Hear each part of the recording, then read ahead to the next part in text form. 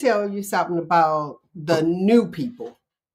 The new people that's out here, well, the new people aren't doing it like the older people are doing it or were doing it. Stephanie Mills, it was that she wore Itsy Bitsy Teeny Weeny or some other stuff. Like TikTok is bringing the old artists back. Oh, yes, they are with these different challenges. They are doing it. And see this one right here, I know Stephanie Mills like, yes, and I'm on tour. Did you get the opportunity to see Gladys Knight, Stephanie Mills, Patti LaBelle, Shaka Khan? I wanted to. Did you? And what happened? I didn't get a chance to go. I was highly upset. I wanted to go. I really did. Okay, well, Nyk the Voice says she wanted to check them out, y'all. Check them out, check them out. Good morning, good morning, good morning to my lovely people. Got a great show for you guys today. And I'm sure if you haven't seen the topic is issues without earning men. So me and your girl, Nyk the Voice, is about to get it started. Y'all all right with that? You all right with it? I'm great with it. Let's go.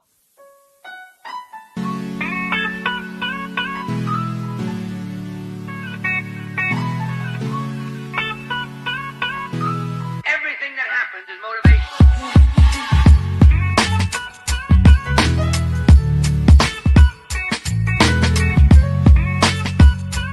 Everything that happens is motivation.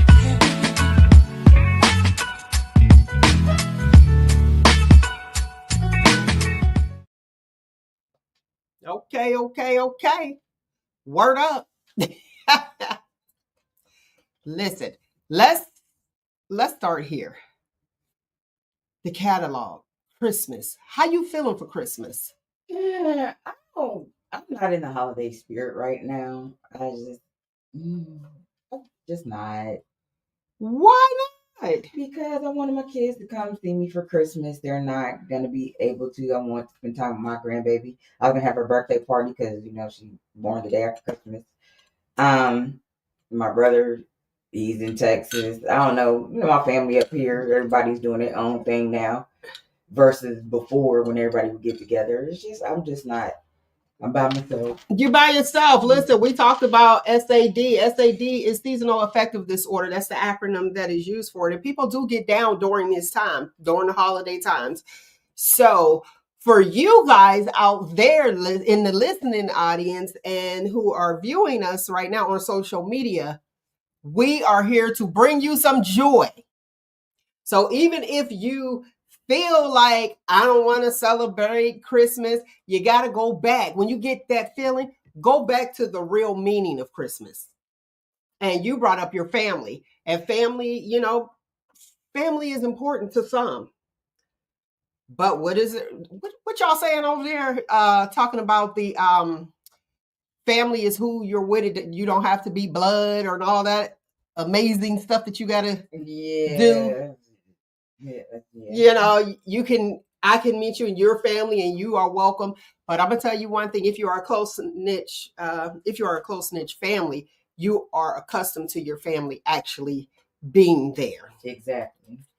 So with that being said, we're here to give you a little bit of joy. We was listening to Stephanie Mills. That's why I was bringing her up and talking about her never knew love like this before. Mm-hmm. I know she hyped. And she probably thought her time had already gone by, and it didn't. So I know she is hype, and I thank all the young people that are doing the TikToks to the old music, giving them life. So we know that they're not sad around this time. Let's pray for them anyway, and hope that they're not. They killing it. Who else was done? I know I saw a cameo. We saw Larry Blackman with his walker performing. Everybody want to keep bringing up Smokey for other stuff. Smokey done came back and doing it. Because sometimes there was a saying that, what was it? The window of opportunity. Your window of opportunity is gone. No, that's an old saying. And now it's like, no, it's not. Exactly. And I was listening to 90s R&B yesterday, putting up my tree. And I was jamming and I was like, okay. And there was a lot of love songs like The End of the Road. I was like, Alexa, skip. Like, I don't want to hear that one. But you had Mariah Carey. She was on the top of her game back then. and now just still being relevant. So kudos to the people that said, oh, we got another shot. Exactly. Now these new people, all the music sound the same, and I don't want to feel like an old person. You know, when you go and you rewind back and you be like, okay, I remember when I was, listening to rap, introducing it, and it was like, oh, what are they saying? You had some people that's like, they ain't even saying nothing. This is the music we had. Found out that some of the music they had was way raunchy. And it was like an album that you had to be over a certain age in order to purchase. And they were called albums. I don't know, y'all still calling them albums out there? Listen, some of them old songs, like I've heard songs from like the 20s and the 40s. You talking about the Jelly Roll? You talking the Jelly Roll one? That one, and there's other ones that I've heard that kind of made me cringe, and I was like, and them old people got the nerve to talk about the music we listen to today, and they was talking about this and everything else, and they was actually saying the names, and it was actually being played. It was being played. Excuse me? So y'all listening to the same thing that we listen to, is just a different style or different beat of music or a different era. It's the same thing being said. Child, it's real raunchy. Yeah, like it's real raunchy. Now I will play one, but I can't play it on air. I can play it on the podcast, but not on air, and we're doing them simultaneously, so I can't play it for you. But if you want to know it, I'll inbox it to you. Like if you're viewing or if you call, I can text it back to you. Off the chain. I was having a conversation with some millennials, and they said that they listen to 90s music. That's what they like. Mm-hmm. And I said, now mine grew up with it. So we're a music household. This is what it is. Well, the millennial, a few of them said, the music now is just a bunch of noise. I said, noise? Broke it down. They was like, well, you know how it's going to start, because how the song is going to be, because at the beginning it's him getting cussed out, usually somebody getting cussed out on an answer machine at the beginning. And then it's a bunch of noise. And I was like, what type of noises? Because, the older people be like, it's a whole bunch of noises. And the one girl said, ambulance, police sirens, gunshots. And I looked, I was like, I guess that is a lot of noises. It is. A lot of noises that put you in panic. And I think that's probably why, Gloria Estefan, I brought her up last week, was it? Mm-hmm. The rhythm is going to get you. Listen, music is important. Keep the music in schools. Y'all know I love the arts, so yeah, that's for that. Keep the music in schools. It is so important. And that's how a lot of us cope. Because we didn't want to clean on Saturdays. Show of hands. How many had to get up on Saturday morning and clean? But when you clean to music, it was like, yeah, let me hurry up, get this over with so I can head to the mall. But you're dancing and it put a little pep in your step. But if you got that kind of music, I'd be like, oh, hold up. You don't want to hit a wall, punch a wall or nothing crazy like that. So the music does matter. Now, what you said, let's get back to the 40s music and the 20s and all of that music. It puts you, by music having so much control over us that a lot of people don't know. Mm-hmm. And you look at that being made at that time, like I get a visual. I don't want to visualize my grandmother Jelly Roll. Like, you know what I'm saying? Doing that. And even like you go back to like our parents' time to, our time. And then you have the younger generation that's listening to it and acting like it is the norm. I'm getting ready to tell you this, but I got to do it in the radio version. You guys that are listening out there, you know what I'm talking about. I was having a conversation with a millennial, and they were so surprised. They're so open sexually. And I was, I don't know how we got on the topic of bobbing for apples. But they were like, oh, yeah, like that's the norm. It is for most people nowadays. That is not the norm. I thought that was like a special thing. You know what I'm saying? Mm-hmm. If you gonna go that way, it's like, oh, okay. But they look at it as exploration.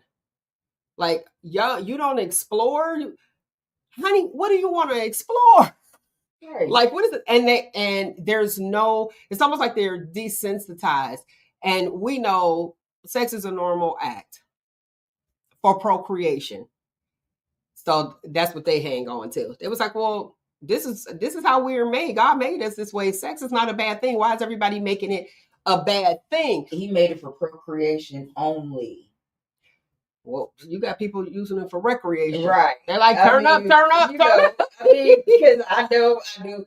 But when you look in the Bible, it talks about fornication and things like that. But and sodomy. Right. But it is only made for, they made it for procreation, to procreate the world.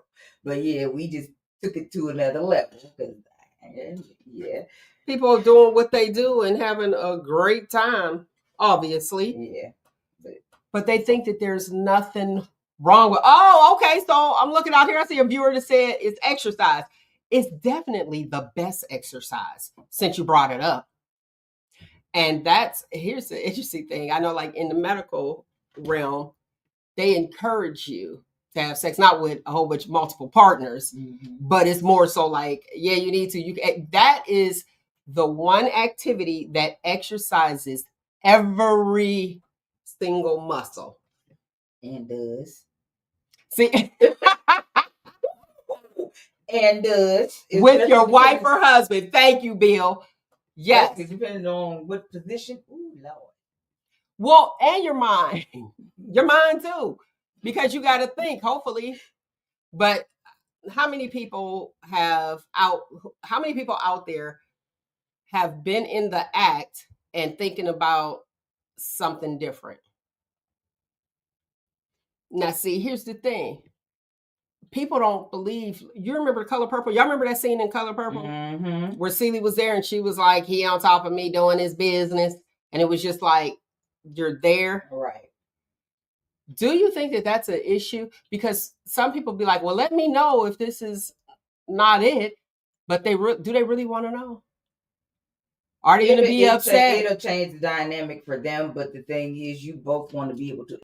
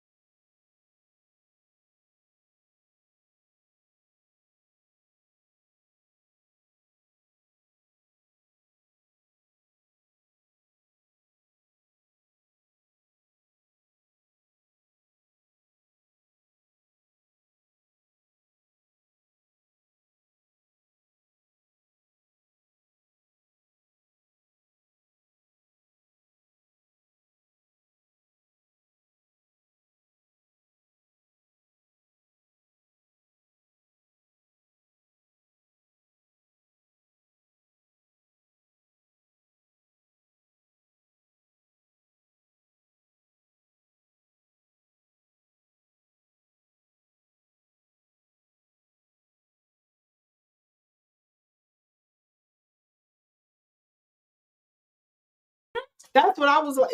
It's a mind thing. So if you think about somebody else, that's not the person you need to be with. Your mind need to be exploring with the person that you with. And if you get to that level and both of y'all are into it, you know when you're into it. Because all kinds of the gateways of heaven open up. Lord Jesus. Like, I'm telling you. So it's like, yeah, if you can find yourself thinking about somebody else, then that is not that person. Next. Somebody else. That's horrible. You like next. See, okay, I'm glad it's some fellas commenting. Let me put the number up here. The number here, call in. You can voice your opinion live, or you can go ahead and text your girl, and it's all good. 619-902-2287, 619-902-2287. Let me go to the comments. For maximum output, there must be a mental stimuli. Exactly. Okay. It's definitely possible, definitely healthy for your mind. Okay.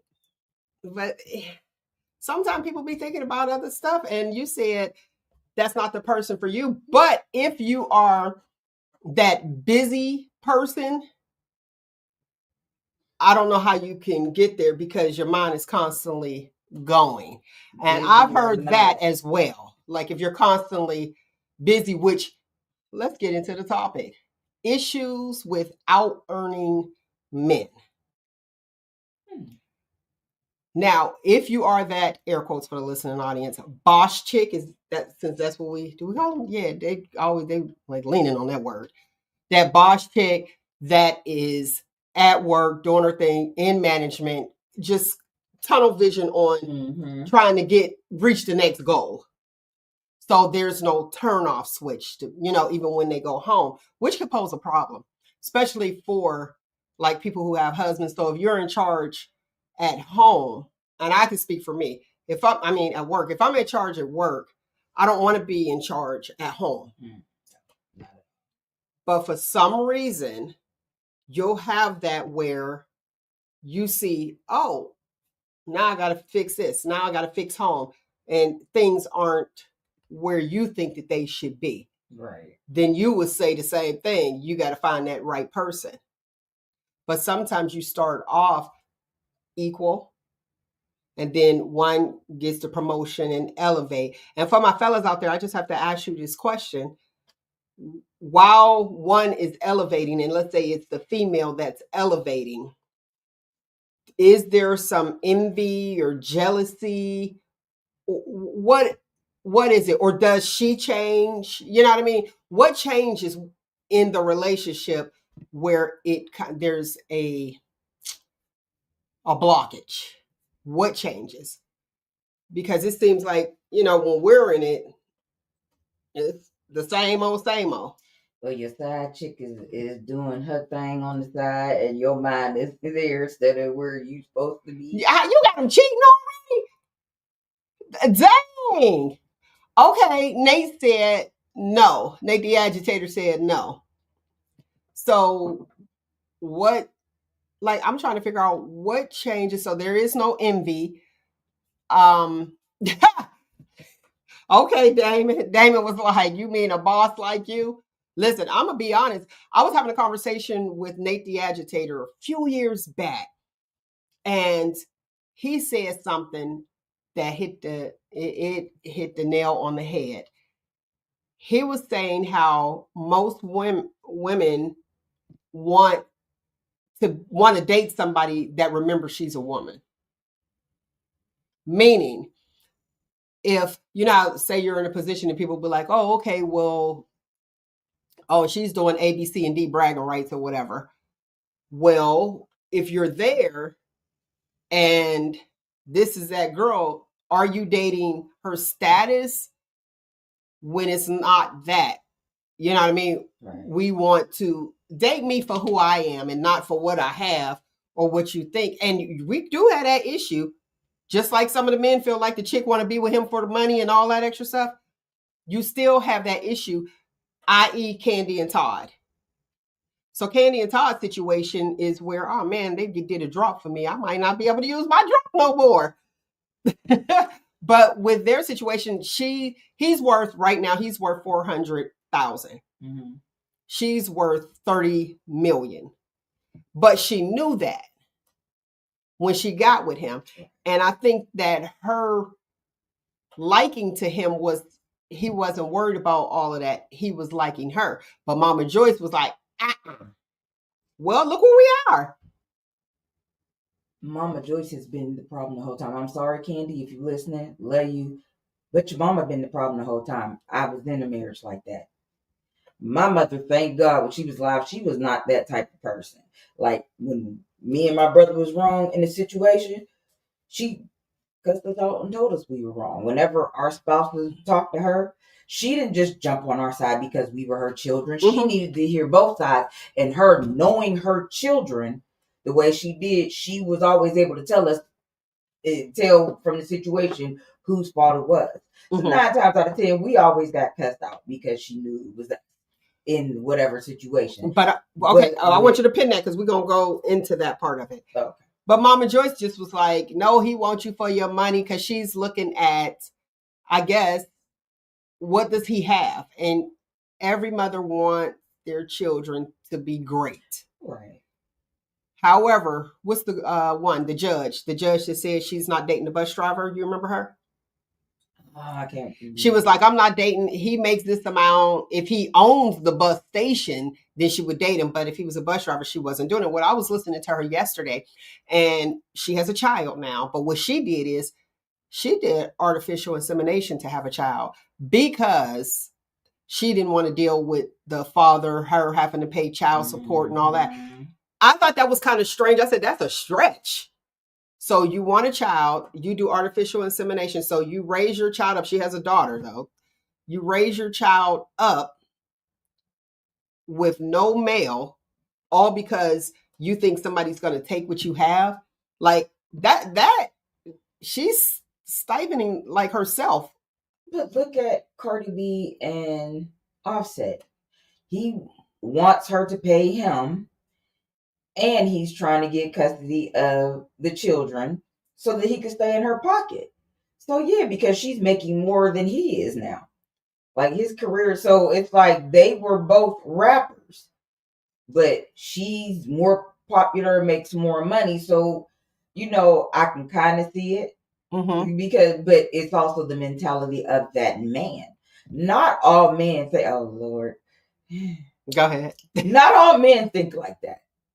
I mean, we have to, but then we are so programmed and so used to seeing the other side, as Nate calls them simps, but there are different types of simps, and and it's like we're so used to seeing that side that the straight males that are like, all I want to do is take care of my kids. All I want to do is take care of you. What you got, what's yours is yours. That's your money. I got us. We don't praise those men enough because we're still so used to seeing the negativity of the other men.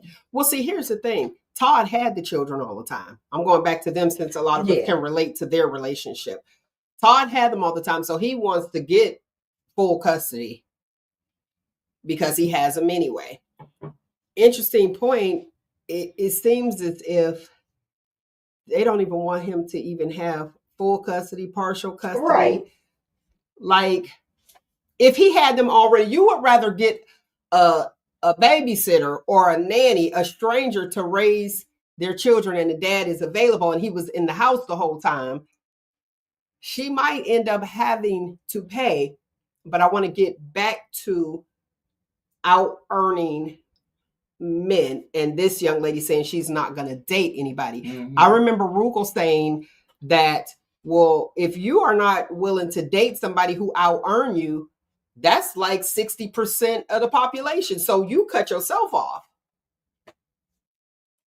But you have where a woman can leave her relationship, boom, and be out and get all his money. But we are upset when a man leaves and he takes half of our money. And allegedly, he's the one that stepped out on the relationship. That's kind of foul. That's what Mary J. Blige and what's his name? Kendu? Oh, yeah, Kendu. Wendy and that thing that she was married to. Oh, yeah, Wendy Williams as well. Right. I mean, that's what we look at, that part of it. And then the other part where the man was the one that was there doing everything, even though he made less. And, was in the background somewhat, but then when they got their restaurant together and everything, that's after they got together. But it all went bankrupt, right? We don't look at that though because we're so busy looking at the what Kevin, whatever Wendy's ex-husband's name is, and Kelvin. Be clear. Kelvin. Oh, it's Kelvin. Yeah, that's his real name. Yeah, he go with Kevin. But like she was always saying Kevin, but Kelvin and Kendu and Offset, and we so busy looking at them. We automatically be like, no, girl, I fight for your money. But you don't know, nobody knows the dynamic of that relationship unless they were there. And like I said, Todd did have the kids the majority of the time because Candy's back out on the road. Right. And she's doing bedroom Candy and they're doing plays together and she's doing a lot of different things. So yes, But my thing is, when you said they don't want him to have the children, they want him out of the house immediately. Who is included in that? They, Candy, and her mama. But let's well she And Mama her Joy should be mama. having over to the side. Now let's look at this. I noticed with Candy and Todd had that gripe. It was like, okay, you did this. Now you're going to do something else. Like, when are we going to be together? It's like one project after the other. Mhm. Let's see here. They said these are the same women who say they want true love, but put the stipulations on how much he earns. When does the two become one? Exactly. Come into play? All right. Bill said, all is fair in love and war, I guess. Okay. Let's see. So So actually, how much does a woman's love cost? You know what? I'm gonna go with somebody said in the comments. Hold on, let's see. As long as you all are happy, who has the most shouldn't matter. Exactly. Miss out on a great relationship worrying about material things. Now, let me say this. I get that, but sir, I'm gonna need a couch. I'm gonna need somewhere to sit. You know what I'm saying? And it doesn't, to me, this is just me. It doesn't matter where you work as long as you're working. And I got to be clear on this part. I remember the conversation we had a while back. They was eating me up. My thing is, if you be like, let me get 10 on pump 3. I told y'all the way life is happening right now, where because we know this is a paternal world, air quotes for the listening audience, y'all know what it is. Mm-hmm. The men, your boy putting the men back in. And I did a post, I can't even remember what it said at the time, but it was more so like, hey, it's the truth. Women out earning men is about to end. So these men have to step up. It's like, what would you do for your family? That's why every time when Nate would say something, I was like, he was like, well, you wouldn't talk to somebody on fries, but I would. Because that tells me that we are not going to go without if he can help it. Because you have a lot of men that they want a particular job and will not work anywhere. They rather have zero than to be out there because they're focused on, and this is just me saying this, y'all let me know because I'm not a man. They're more focused on how they look to society versus your family eating. So that's why I was like, oh, I'll talk to somebody on fries. You know what I mean? Actually, I did. Right. We both was working there, but I understand the hard work, and I don't mind working wherever. Because if I'm sitting there and let's say I like BMWs. If I say, okay, guess what? I'm getting ready to get me a BMW. I will work at McDonald's and I will look outside of my BMW and be like, may I take your order? I'll even take your order. You ain't even got to go to the kiosk. Look at that mind. Okay. That is, that's something that you want. That's something that I desire. But I know right now, real talk, I cannot be enslaved to a hunk of metal. So if I know this is what I want, this is how much it costs, Mel, are you going to do it? Nope. I'm not going to do it because there's so many other things that I have to do that are more important than me, driving a hunk of metal. But I get there. Mm-hmm. I'm like, I don't want to be held captive because you already know how that works in this job place. You get a new car, they look and see what you drive, and then they want to talk to you reckless because they know, oh, she got a car note. Not I, said the man in the yellow hat. Do I got a yellow hat? You ain't about to talk to me reckless. I let them all know you ain't about to talk to me reckless. You're going to give me the same respect that I give you. I respect you for your. But you got to pay for it.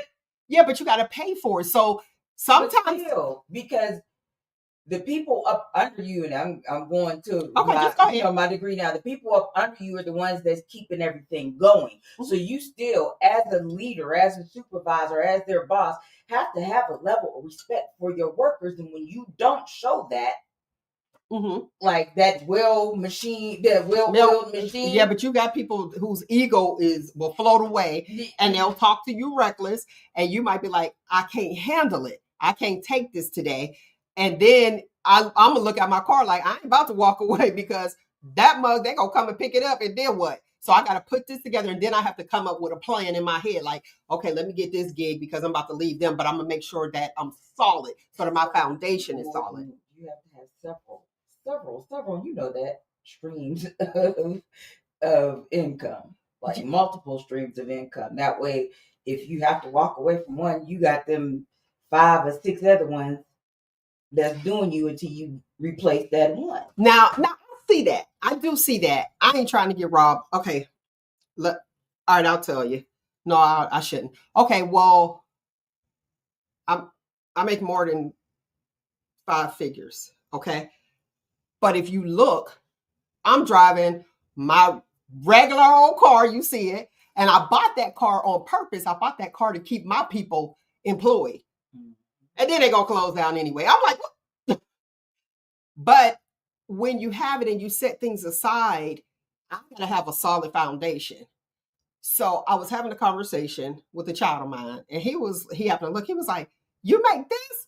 He was like, well, I don't understand why you always broke. I said, I never said I was broke, but I always need. But there's stipulations put in place because I'm always prepared for a rainy day. Right. And when you know your situation, you be like, okay, I got to pay this, I got to pay that.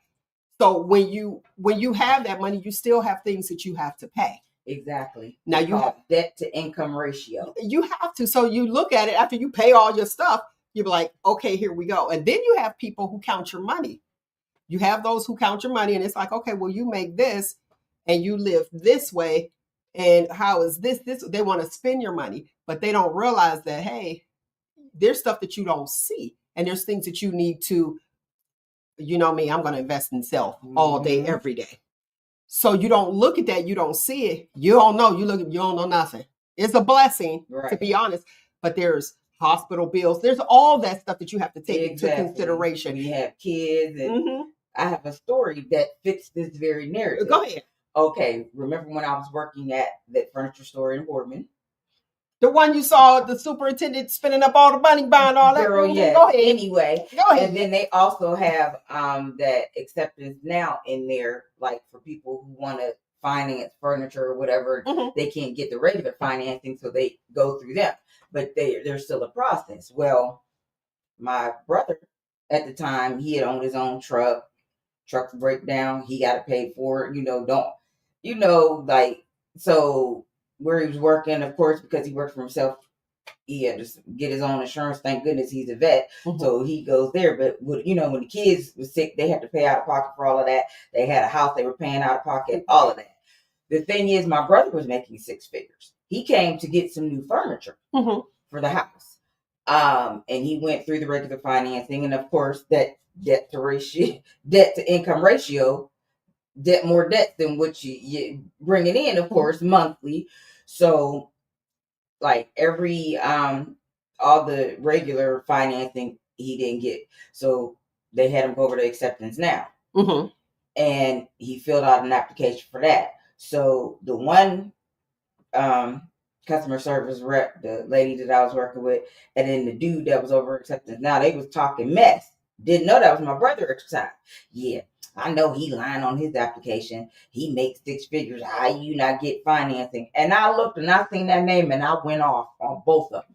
Customer, and I was like, as a matter of fact, he does make that. He owns his own truck. He has to pay that truck note. He has 2 cars himself that he's paying a note on. His wife has a brand new car he's paying a note on. They have children. So you have the bills. That's what I'm saying. You have the bills. So I went to the manager, the GM, and told him what was being said. Both of them got in trouble, and then he went because he couldn't. But did he get the loan? Like what? I told him what happened.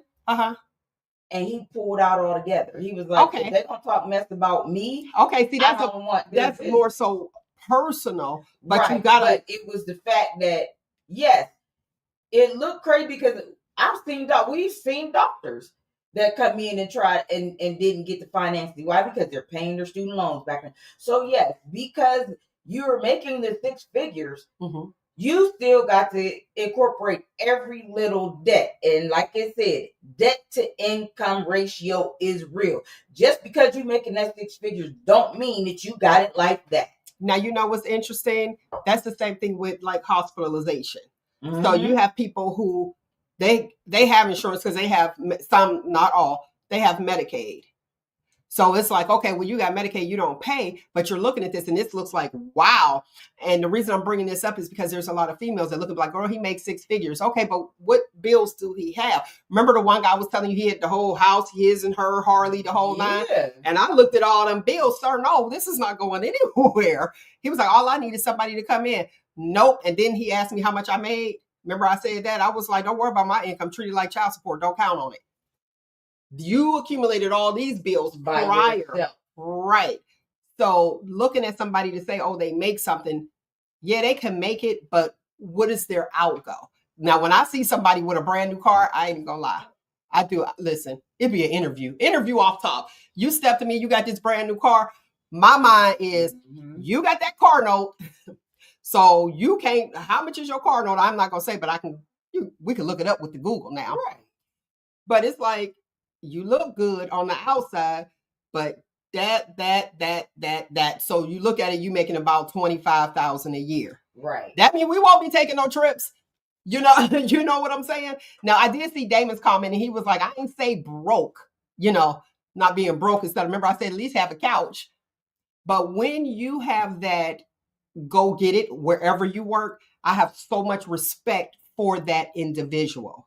So making a certain amount of dollars, what is it, more money, more problems? It's very different. And where I was going with the Medicaid, you have somebody that has that, okay, you got free insurance, but it really costs. Yeah. And I had to tell him, I'm like, remember I was in ICU. You know how much that was for like 7 days. Right. I have to pay it. The answer was, oh, you don't have to pay that. I need these people. I'm going to pay it.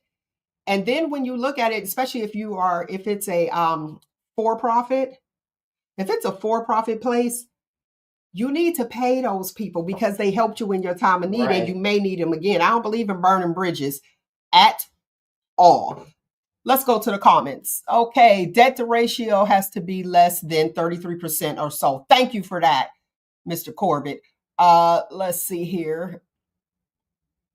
The issue with the topic is that women are, that's Nyk the agitator. Y'all go on social media and see what he put. Boo! Don't you got some work to do, man? The sheep. Bah. But here's the thing. You want somebody that likes you for you and want you, but what Candy is dealing with, that's real. And I like the fact somebody in the comment, I can't remember who it was in the chat, was saying insecurities. So you get the girl. Once you get her, then you cheat on her. That's what you don't need. It's like, whatever he go, but you step out on me. And listen, when you step out on me, that's one up from the chick though. So you stepped out on me. That girl got a problem with me inside. Okay. So she got a problem with me. Be like, oh yeah, you think you all that? Watch this. I'm gonna get your dude. And then the dummy fall for it.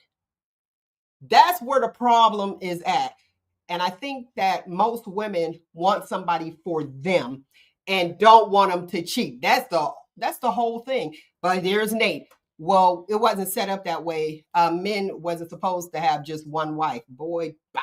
Go ahead. Anyway, my thing is, me and you don't cheat, but when you are in an open marriage or not, or similar, when they bring people in the room, in the bedroom, what?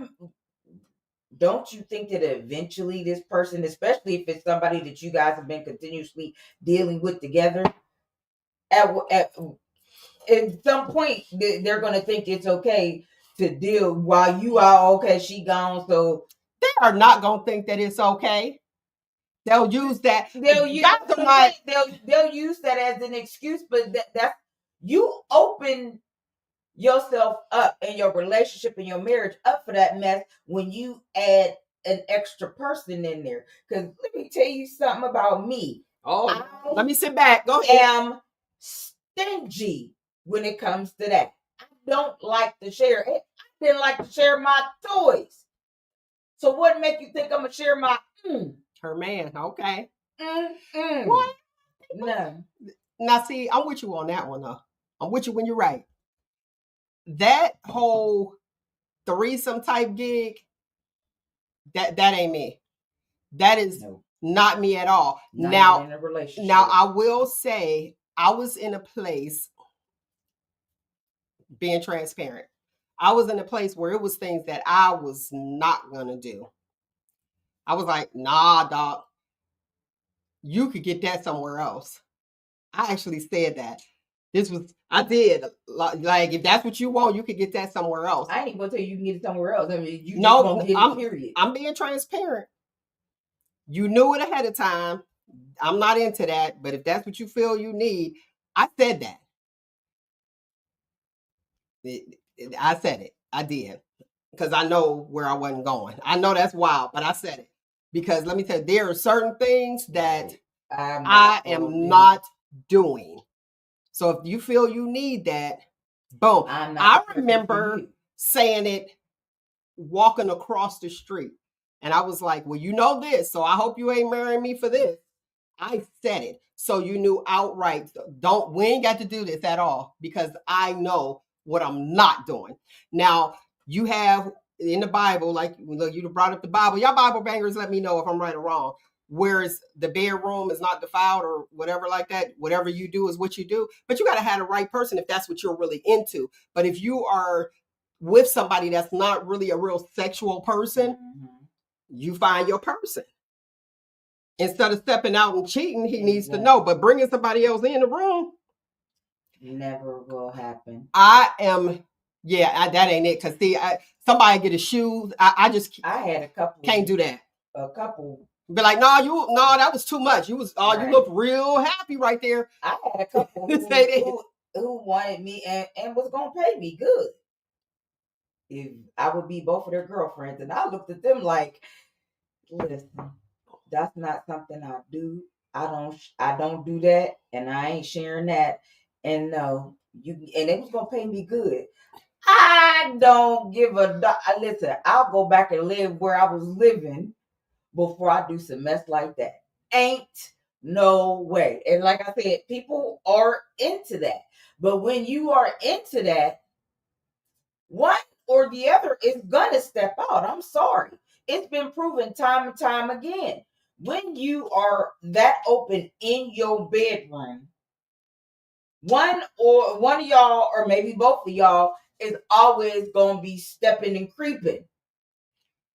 And see, you will hope that that's not the case, but you introduced it. You introduce it. Once you introduce something like that in your bedroom, it's going to be a constant, well, we did it before, why can't we do it now? And then afterwards, well, let me go find, let me go out on my own because you don't want to do what I'm used to. Well, like, no.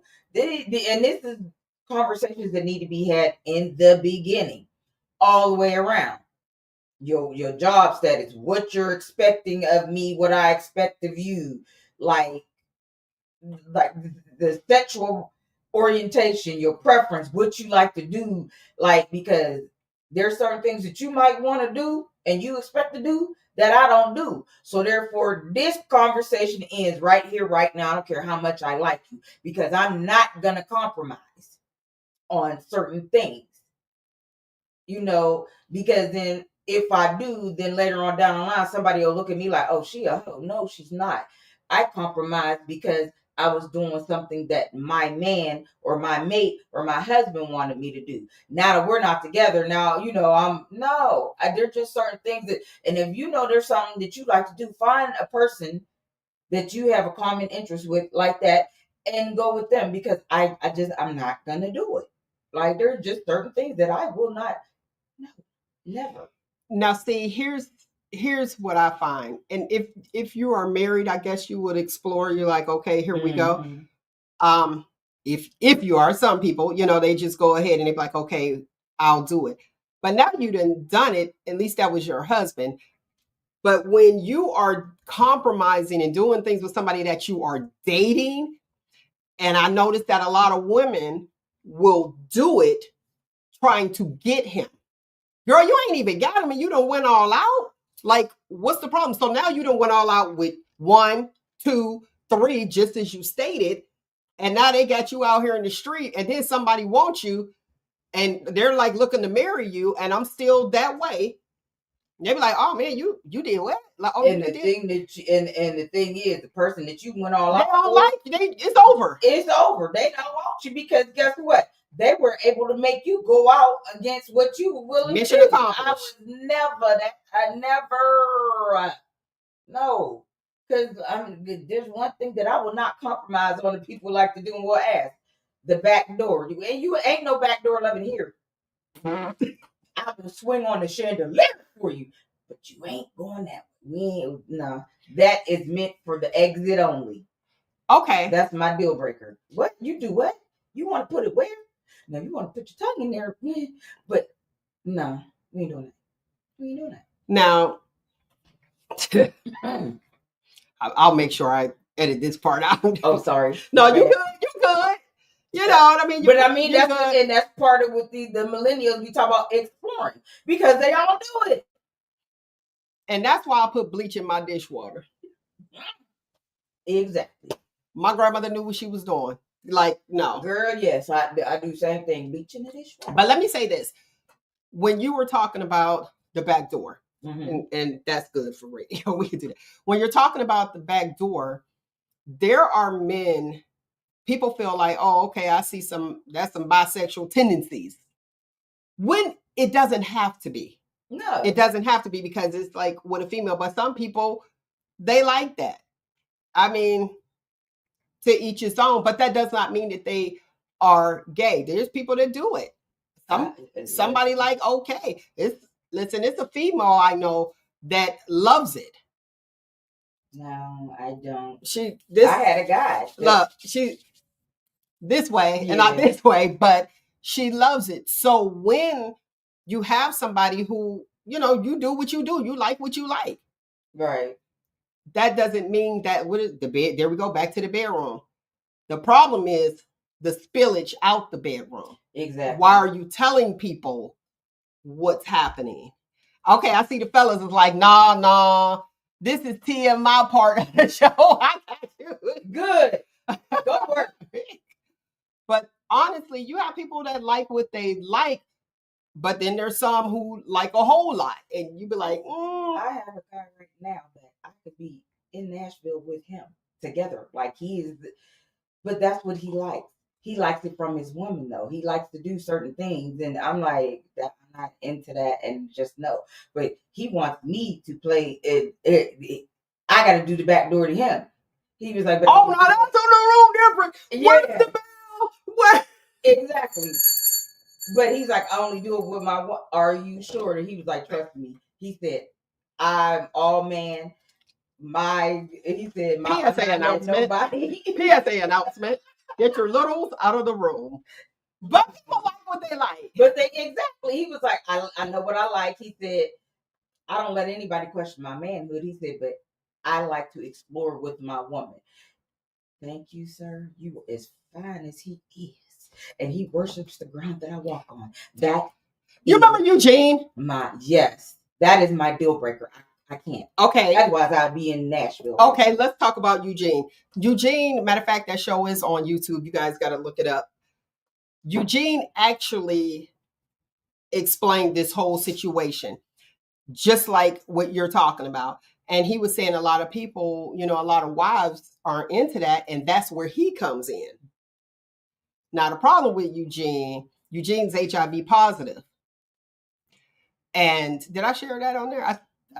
Oh, okay. Well, Eugene's HIV positive, but Eugene would tell people that he was. And what he said, which blew my mind, is even with women who wanted to sleep with him too, he would tell them, he would disclose that information and they were okay with it. My question was, are they HIV positive too? Like, what is happening here? So people are just doing what they do. But that right there, hey, to each his own. I just know ain't enough condoms. No, nothing, because condoms break. So I don't care if you wear 5 of them together.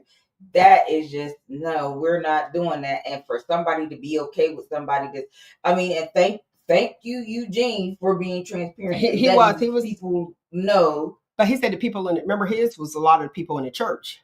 Exactly. But here's the thing. That's where that spillage is. Just like right here, for example,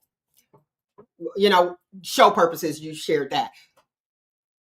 But you have wives, and if he wants to explore, and you like, I know, boom, you got a Eugene over here that's like, okay. And a lot of his people were married men. Mm-hmm. And he said a lot of married men in the church, because in the church, they're telling their mother, their sister, everybody, like, he did this, oh, boom, boom.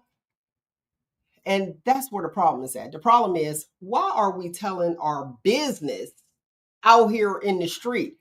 Are you pillow talking with somebody else? Clearly. Of course. That's a problem. That is a problem. Now, back to the issues of us out earning men. Usually the women who are making, more money than the men, that's what that means, because people be trying to eat people up. Usually the woman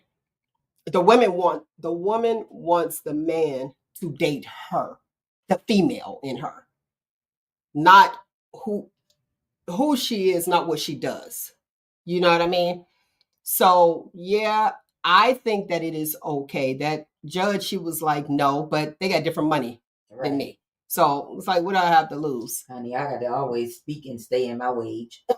Okay. Do you say, I'm trying to move up, not over? No, I'm saying I'm trying to move up too, but for the time being, as far as that business, that's out of my wage. So that ain't got nothing to do with me. It really don't. But since we are here to edutain, that is the only reason I'm speaking on it. But like, a lot of that stuff is out of my wage, and I ain't got nothing to do with it. So do you think it's a problem, just like what I stated? I'm trying to move up, not over. Right. Okay. Do you think it's a problem if a man say, I'm trying to move up, not over? No, it's not. And it shouldn't be. So why do we get upset when they do? Like, we do have to be fair about it. Like, we are not fair about a lot of things that we expect men to put up with, knowing we won't. And I'm guilty of it. I am very guilty of it. Nate, if I swear, if you come up and say some of these comments, come on, we're doing the show without him. Go ahead. And look, but he did. We have to be fair about things. Like, because if we want equality, it has to be equality all around the board. It has to be. It like literally has to be. And if I am the female and I don't want to do anything, and I want to be a female, I want to be soft in my relationship, I don't want to do anything, I want to be, then where's the balance? We have to have some type of balance. So we, like, literally, we know there's certain things we're not going to put up with. We have to give them that same respect. And we don't. We do not. Especially our culture.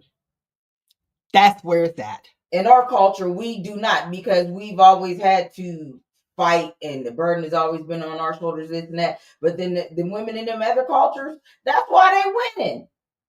And our men is going over there because they do get that piece that they don't get from us. That's where I was going. It is mainly in our own culture. We are so critical of us. And why don't we step out? Even with interracial dating, they'd be like, oh, no, I'm not going to date this guy. I've seen where there were a lot of Black men who are upset with the white man having the cream of the crop of the Black woman.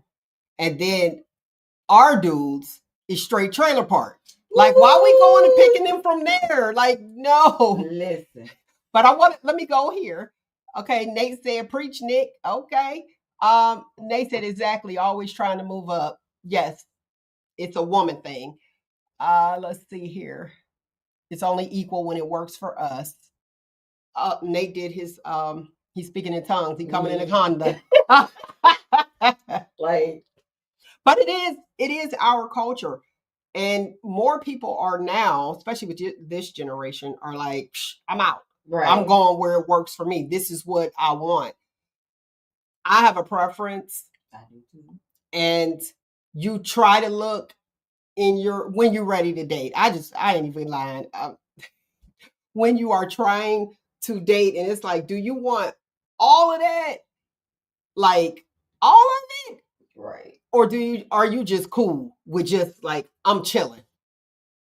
And that's what you usually have, some extra. It's like, I don't want no problems with no ex-girlfriend. Like, why do we have these issues? Exactly. No ex-girlfriend. No, oh, you in between jobs. Oh, you work, you do construction. I mean, you off right now. And big Construction, they make good money though. when they work. When they work.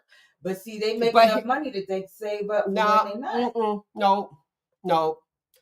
Here's where the issue's at. It's not even that. It's you just go lay around all day. That's where the issue is at. You don't have nothing else you want to do.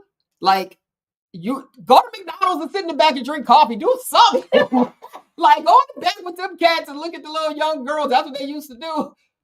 You know, in here, like, come on. You just want to just sit here and just lay around.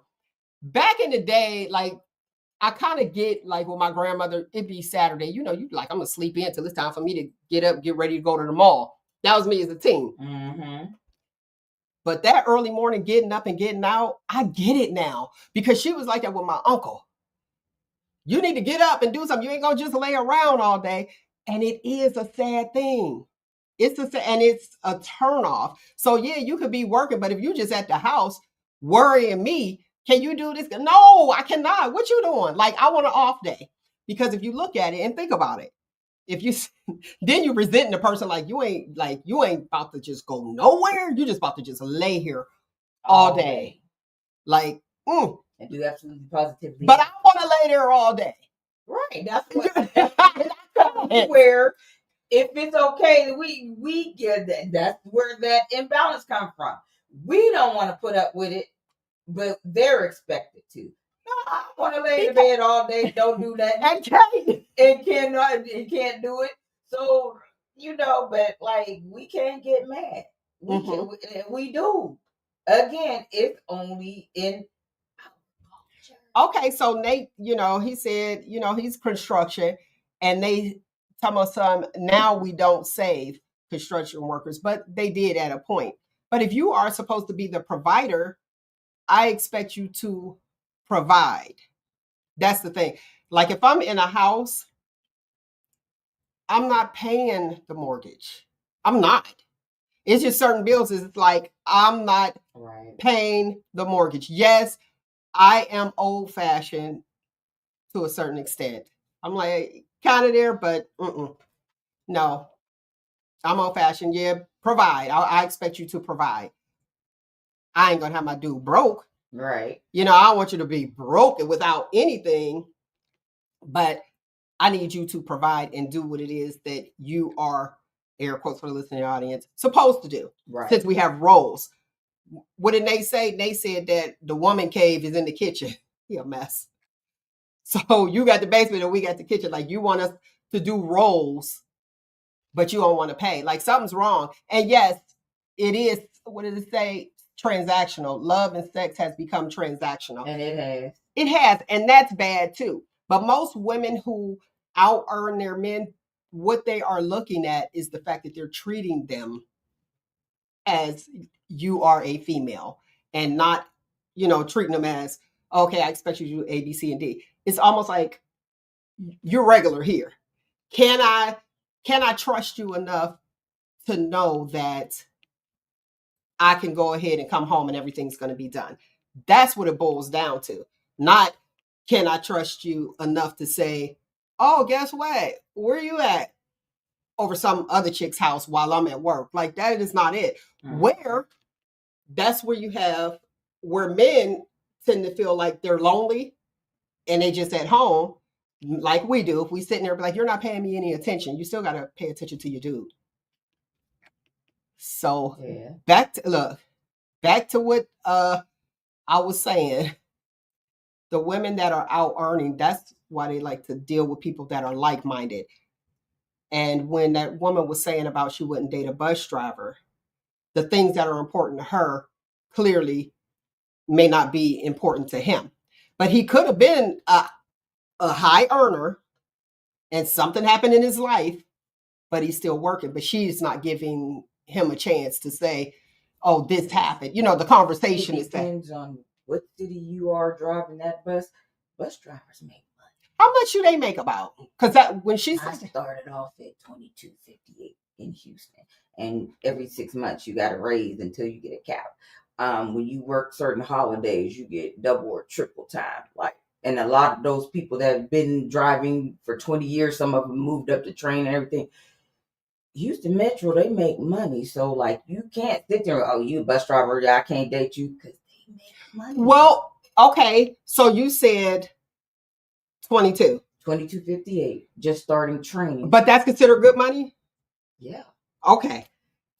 Now, because you have to look at the majority of the jobs, even if it's, especially for not having a degree. And even with some of those jobs that you have a degree, most of those jobs are making less than that, like $12 to $15 an hour. And that's crazy. Exactly. In a big city like that. So yes, that is very good money. Oh, okay. I didn't know. Okay, I'm looking at the comments. Sai says split the duties. Yeah, okay. Yeah, that's me. I'm old school. You pay the mortgage and we'll split and create the balance if I'm working too. Mhm. Oh, see, there you go. Okay, so the biggest bill. Now, I didn't know that was like 22 was considered good money. See, I'm with the rest of the community. Like, I'm thinking everybody is probably at that actual, you know what I mean, Mhm. rate, almost like minimum wage because the way the economy is going. But with her, she's saying that she don't want the no. I can relate. So if you're working there and my lifestyle does not have to change, then it's cool. But when your lifestyle changes, that's when you have an issue. So it's like when I was by myself, I was A, B, C, and D. Now I'm in this relationship. Now you come along. So now I have a dependent. Right. So now, oh, we can't do this because of A, B, C, and D. That's where I think her issue was at. And I could see a lot of people having that issue. It's like, this is what I like to do. Now we together. Now we can't do it. That's a problem. It's a big problem for the people. So with that being said, I'm not mad at her. To each his own. Okay. So Nate asks, you're saying lifestyle trumps love. Yes. I'm going to say yes. And I'm going to say yes, be only if my lifestyle changes. So if I'm used to this and then I can't do it anymore because I love you, I'm not going to get there to love you. I'm going to be honest. If my lifestyle has to change, and you have people that'll shoot their shot and they'll make up some stuff and, oh yeah, this and that, acting like they are secure in themselves. And then you get into the relationship and now they crying all the time. Like when I do motivational speaking. Well, I'm here to speak. These people pay me to build them up. You know what I'm saying? Right. So if they're paying me to build them up and I'm giving it all to you, now I can't even work because I am tapped out. And I see. Okay, we live. Got the feedback. Are you able to hit mute? It's muted. Okay. Well, I don't understand why that's happening. Okay. So saying selfish. Turn it down then. All the way down. It's all the way down? Mm-hmm. Okay, you're good then. I don't hear it no more. That's because I'm not on. Oh, okay. So with all that being said, selfish is in the comments.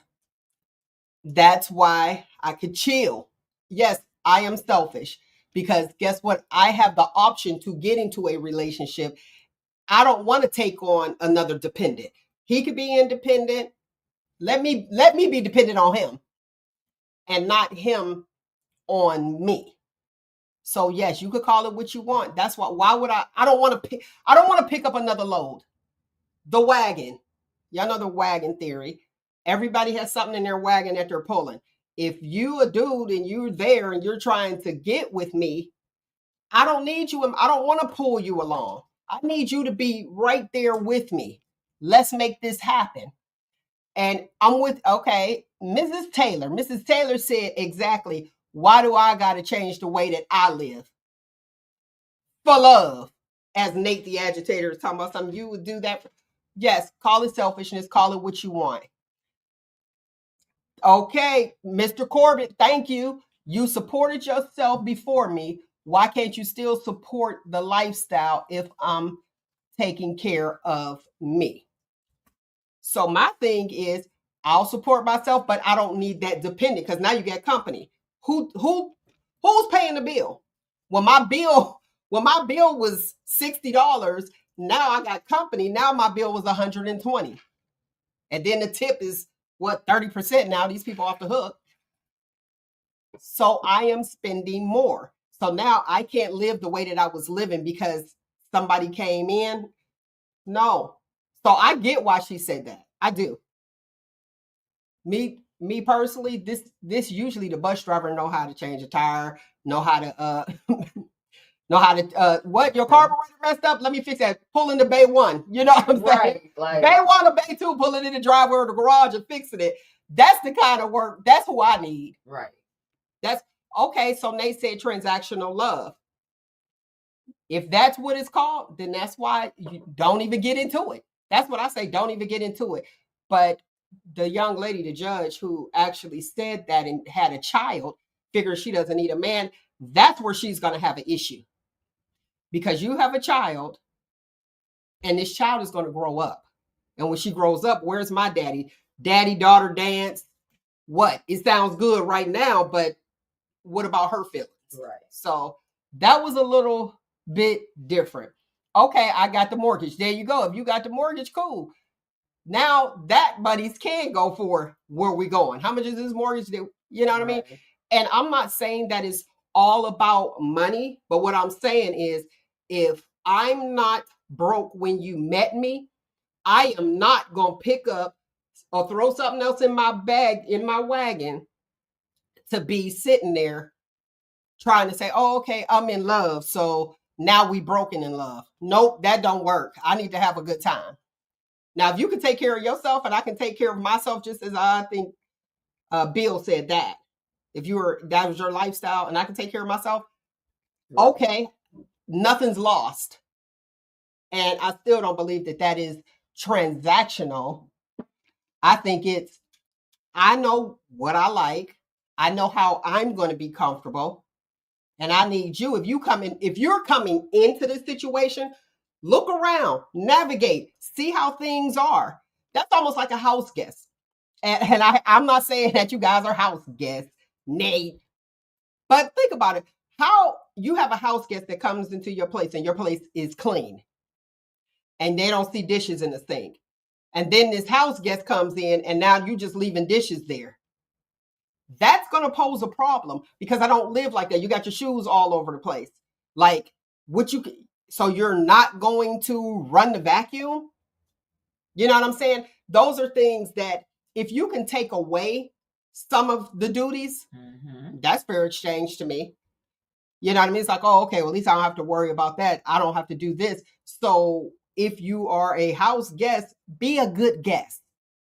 That's all I'm saying. So if you dating somebody and you're coming into the situation, I remember Candy said that. She was like, oh my God, you got this big house. You got it going on. All you need is a man. I said, no, I don't.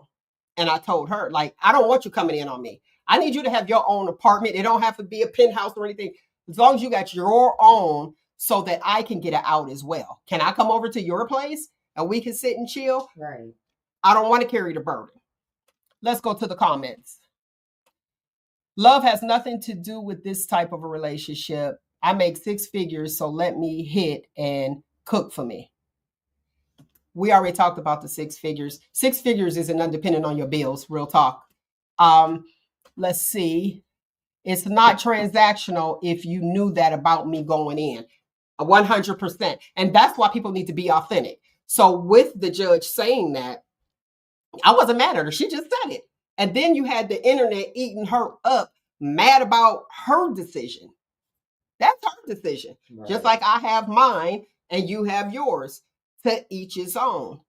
No man should come join a woman and not add to the value of her household. She was just the man and woman. Now let her be the woman and have a break. Just add value. That's what I'm talking about. Well put. That's what I was pretty much saying. That's what I was. Now, Nick, I gotta go back to these people that asked you for a threesome. Like, that question. Like, how do you do that? You just call them, but like, hey, we would like to have a threesome with you. Like, we were chatting back and forth, and like, they just, like. Oh man, what my straw? Look, I'm about to turn this up without a straw. First of all, you're what?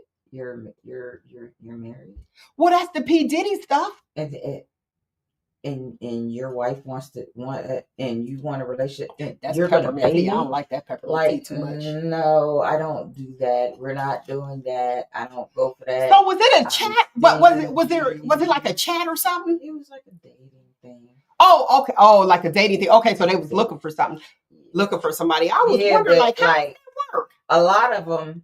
A lot of the couples will post as couples, but then you have some women that'll just, for them, say they're looking for somebody. And some of them will say we are, and then same with the guys. But some of the guys are like, I'm looking for a woman, or, like a regular dating site. Okay. And then you get to talking and exchanging information and stuff, and exchanging numbers, and then all of a sudden got hit with that.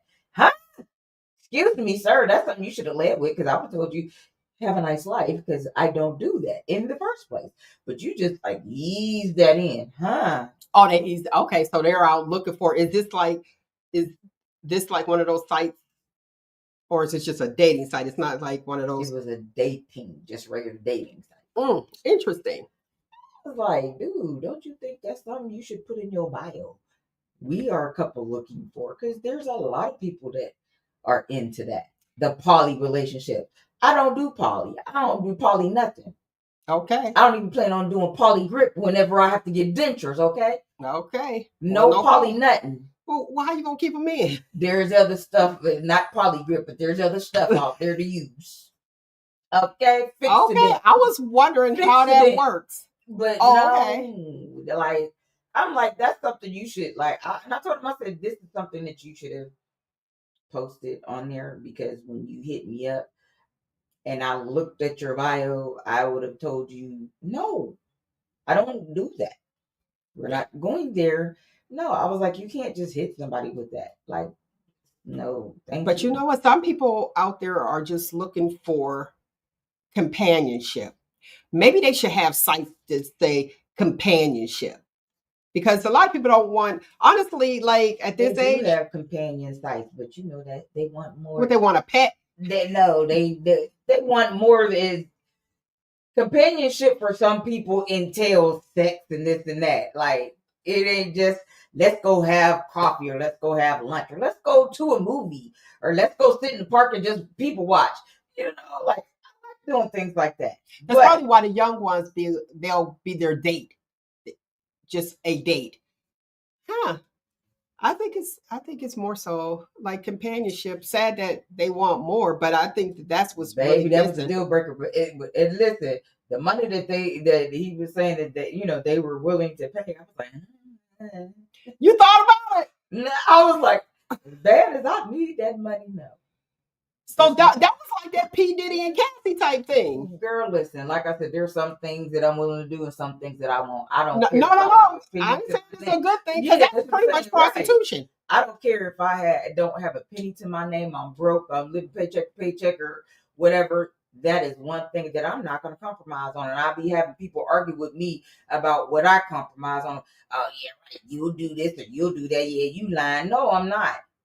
Or that sounds like from experience. No, I don't. I mean, I know conversations I've had, but it ain't from no experience of certain things. I know what I'm going to do. I know what I'm not going to do. I'm not going to have nobody or keep having a discussion with anybody about things that I know that I'm not going to do. Yeah, right. You'll do. you apparently you don't know me as well as you think you do. Because if you did, we would not have this discussion, because you would already know that is a deal breaker. I'm not gonna do it. Ain't no way around it. Period. Like, yeah, we're not gonna keep having those discussions. And like that right there, that just, like I said, not a penny to my name. And I was sitting there going, but Jesus, you need this, you need that, but no. That's what came in your head, girl. Yes, but I was Okay. like, no, because that would be compromising my morals. And people already, some people already have an opinion of me when it comes to certain things, which, baby, you apparently you don't know me like you think you do again, because if you did, you would know that was not me. What you hear in the street or certain people saying, they're not talking from experience, they're talking from hearsay, or they're talking because they don't like a certain person. So if they hear a lie about somebody, because you could tell a person the truth and then tell another person a lie, or maybe that same person a lie, and guess what, that lie will stretch further than that truth will. Okay. About and it always always. Okay, Nate the agitator said, who are you talking about, Nick? The people want to know. She talk about you that think you know something, don't. It's a lot of people. I've encountered that all the time. Really? So it's like, it gets to a point where you get tired of debating and arguing with people about what you know you do or you don't do. And that's tragic. But why are we giving them life? Why are we giving them legs? And the person that started it, here's the thing, this is just my thoughts on it. When you start a rumor, especially a rumor as far as like your character, your morals and values, if that person does not want to know the truth and like you enough to ask you, that's not the person. If you are listening to someone else with, oh, okay, she whoopty whoopty woo, people need to ask, how do you know? Okay, I have a story about high school. This is how. Okay, one second. Let me go to this comment real quick. Cornell said, you should be able to relieve your woman of house duties, cooking, cleaning, helping out with the children, taking the children to school, all that she shouldn't have to do. That's it. Right. That's where it's at. Because that's where you'll get your peace. Because if you're giving me peace by doing that, then I'm going to give you whatever peace you ask for, whatever you require, because you are helping me out. So therefore, when you just want to go chill with your boys, bye, baby, have a good day. Like, I've done it. Or if you just want to sit in the house and watch the game all day or play a game, I'll sit there and be quiet, or I'll go in another room and watch TV. Like, as long as you are giving me that peace and doing things and helping out, I don't mind giving my dude whatever peace he requires. I don't. Never have. Despite me talking mess now, I might talk some mess. But I'm going to give you that because you've already given me what I need. Now, I'm noticing in like the Candy and Todd situation, they have young people and they are married. With the judge, there was no children involved. So when you come in and you're dealing with somebody, most of the people who are really like work driven, and it's like, okay, you get in the bag. I'm not even going to say chasing. You're getting it. You're there. Your littles then grew up, so they're out. So what you don't want is another dependent. They come in the house and it's messy. And it's another child, and like you're like another child. We don't have kids. So it should be, me personally, this is just my thoughts, it should be very different. And if you're working over here, I don't want you laying around. Like, we are both adults and everybody's grown. And if the children, if the littles are grown too, so your child comes over as well, everybody's welcome. But I'm not doing no mother, no. Right. No. And even though having children, I always say, once your children become an adult, you transition into counselor. I believe in guiding people. I believe in giving advice. Now, my thing is this, even, with my own, if you did not come to me with the problem, like if you got your, you sat there and you had a decision to make, you didn't come to me to help you or assist you with your decision. Don't come to me for the consequences. So if it don't work out, don't come to me. You asked your friend, go to your friend. Hey, That your sound like my your mom. advice didn't work. But if you come to me for advice and the consequences to the advice that I have given, I got you. But if you ain't come to me for the advice, don't come to me for the consequences because I checked out. That was my mama. You didn't do what I told you to do, did you? You didn't listen to me. Well, You need to call the that's your person you problem. listen to. That's your problem. That part. And that's what I think a lot of people need to do. Somebody calling you from the county jail, you better call the person that gave you that advice. So when you're dealing in a relationship, you're not looking at the children. That stuff is over. You're the counselor now. And it's like, no, I'm not going to keep bailing you out. I'm not doing that. It's like, you're grown. You made these decisions. Here you go. If you need to come home and re-nest, that's fine too. But what I'm not going to do is clean up after you. Like I said, a house guest. That's the analogy. Mm-hmm. I see where, okay, Saeed was saying Todd got his own money. That's, he's stepping out. Right. Like I was saying, he had 400,000 is his worth. So he had that, but you got Candy with 30 million, like I stated earlier. So you have the difference, but she liked him for him. Right.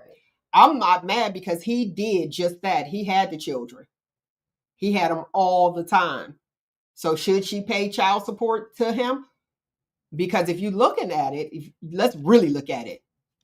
You want me to pay you for watching your own child? I mean, the women do it. But same scenario. Think about it. Exactly. It's the same scenario. So therefore, if a man has to pay a woman child support because she's the sole caregiver of the child, then vice versa. We need to start paying these men child support if they are the sole caregiver Provider. for the child. Period. Like, fair is fair. And things are not fair now, that even in the court. Fair is fair. Well, see, the courts, they pretty much tell you what it's going to be. Now, if you get assistance, I want to say this for my lovely people. If you get government assistance, yes, they're going to go, who's the father? If you are not married, who is the father? And they're going to go after them for their money. So if they're paying like $500, they're probably giving her maybe 120 because they feel as though if your child has a medical card, get food stamps, because it's not cash anymore, because the cash was $115 for a person. So it's not the cash, but if you get medical and food stamps, they're going to get their money back. And see, that's what a lot of these women don't understand, and these young girls that got babies, and even some of the women that are close to our age, be talking mess. I need all of y'all to shut up and do your research. Shut it out. Because number one, you chose that person to lay down with and have a child. Number two, if you are getting any type of assistance, and you say, I only get like 120 a month or 25 a week or this and that, you're getting assistance, right?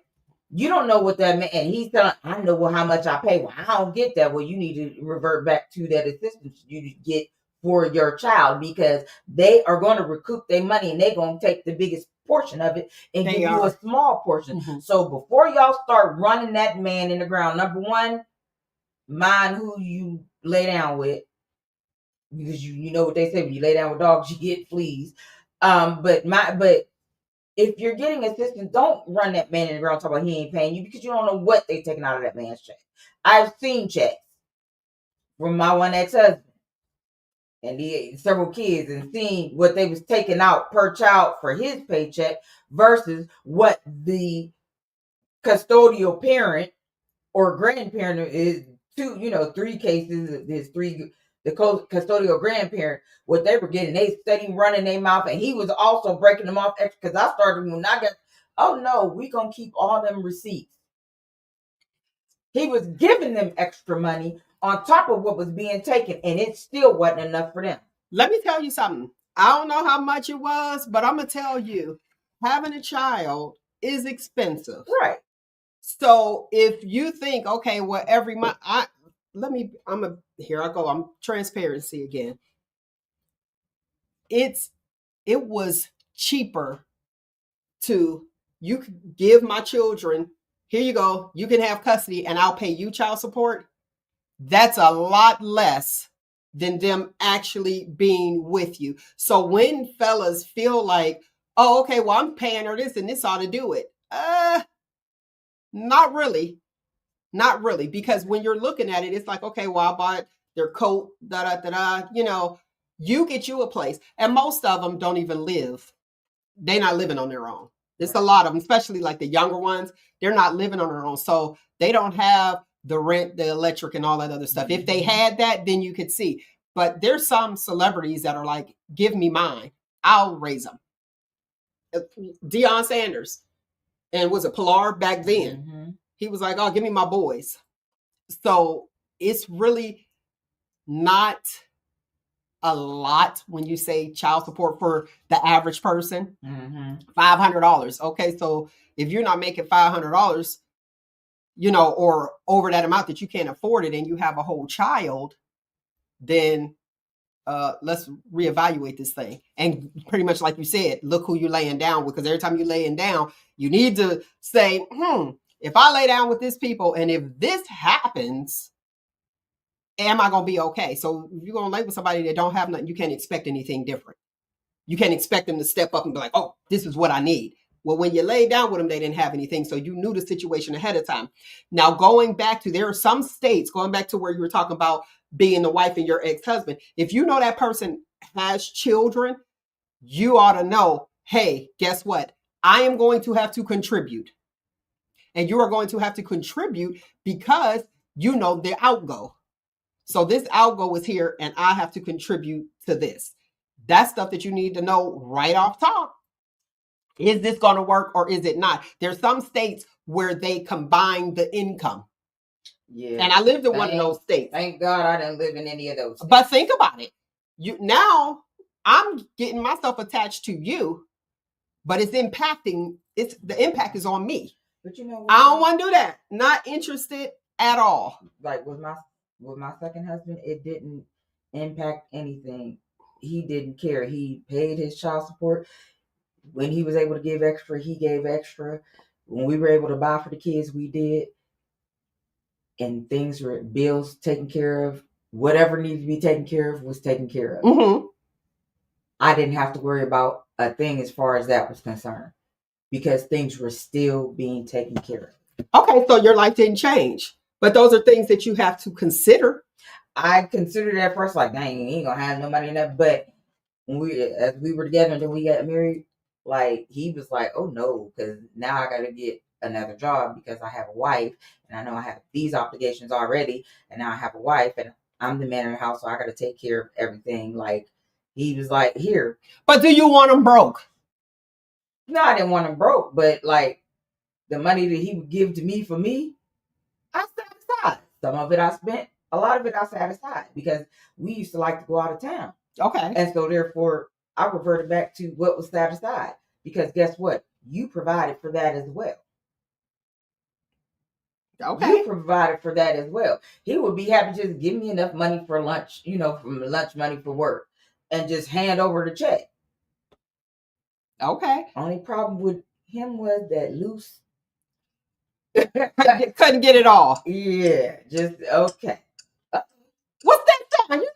I know that sound. That sound is Nell's medical moment.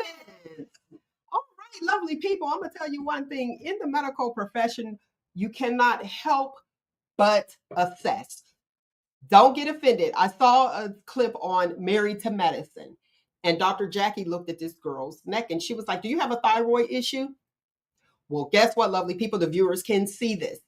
We're going to talk about hyperthyroidism. A lot of people are familiar with hypothyroidism, where it's a slow-acting thyroid, underacting, okay?